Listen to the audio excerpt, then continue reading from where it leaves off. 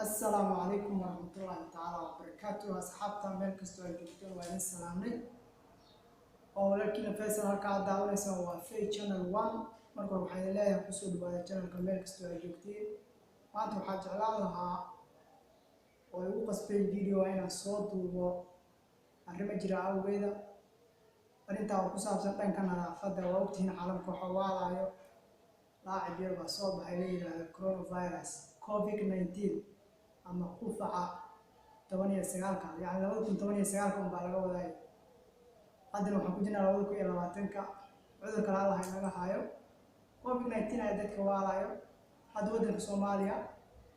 naga aan joogno waa aragtaan ma sha Allah uu ku yeeriyo sida la sheegay Ilaahay naga hayo Soomaaliya madaxdeed bay u baysaa marka waxay takhaatiirtana faraan waa inaan qaadana si nadaafadda waa inaan ku dadaalnaa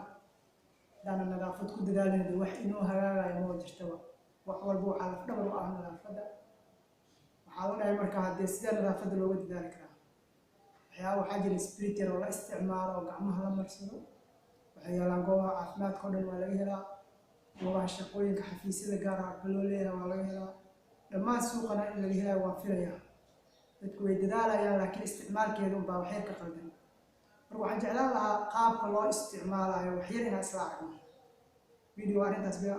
baa rabaa inaan aga hadlo isticmaalkeeda baasha aniga hadda tusaale ahaan waxaan isticmaalayaa baasha la yiraahdo methylated spirit baasha waxaan isticmaalayaa aniga waa jeermiska aad u dishaa way fiican tahay alaab kale ayadana way jirtaa oo spiritka ka mid ah qof kasta meesha caalamka ka joogo wuxuu isticmaalaa mid qaas ah shimbirkiisu la duulay anaga mid waa la duulnaa ay iska isticmaalaa waxay u kalifay marka qiimo ahaan waxay joogtaa lacagdan $2 bar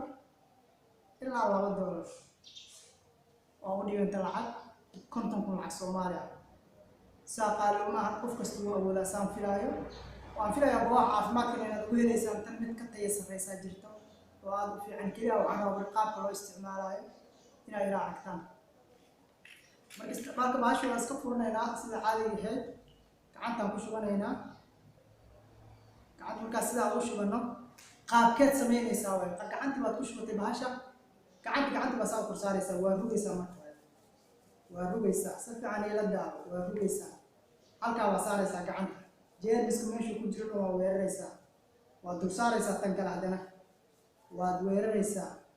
suurka ku soo haraysaa baa dhahaysaa saa لازم أنا دقدق بنا ليسميه بعدين كعصر لها مركز دقدق هنا إسكيرينه المرام كعليو قصاء وما يسوق عنتا صار دوسار يسا عنتا كلا سلا دوسار يسا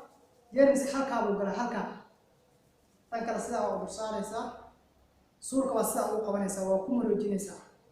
إذا سوى جيرمس وقلا كدب معديه وقوصه هذا سلا وعليه يسا marka inta isticmaashay kadib waxa ku soo haray tiish ina isticmaasho waa spirit kina iska mooday tiish baa meesha yaalo oo filayaa meel kasta yaalo tiishka sida ku tiranaysaa goobtaad booqan rabtay tiish marka sida ugu tirato goobtaad booqan rabtay baad galaysaa danaha gaarka ah soo fushanaysaa waad soo noqonaysaa meeshii baad soo maraysaa sidii uma sameynaysaa haddana wax weyn ma aha waa wax yar laakiin haddii wax weyn aad ka dhigto kugu weynaanaysaa adiga naftigaaga هول حكومة قناة أدنى هوش يوم نسقط كان مرة برنامج وفود جاي مدة كانوا عاجل صابون اللي هذا الدكتور صابون الدكتور جالس كاد بيد الشاب وقيمة الناد برقص ليها جمعها إنه يقول الله السفري سوماليا نايا هدي أو جهاد حرتو قاعدين واحد يشطو ما ذي واحد كل حرتو الله كان عرايات عندك أسئلة كنا اللي مربوحة مسمينا هذا وما نصرنا إلهي naga hayo waxa jira marka ducooyin qaas ah oo soo arooray markii waxyaabaha aan kala la arko looga duceysto si gaar ah aydan ka codsanay ducooyinkaas inaad xidisiin qof kasta reerkiisa uu baro ehelada la baro qofkaan garanaynin dadka kale uu ka codsado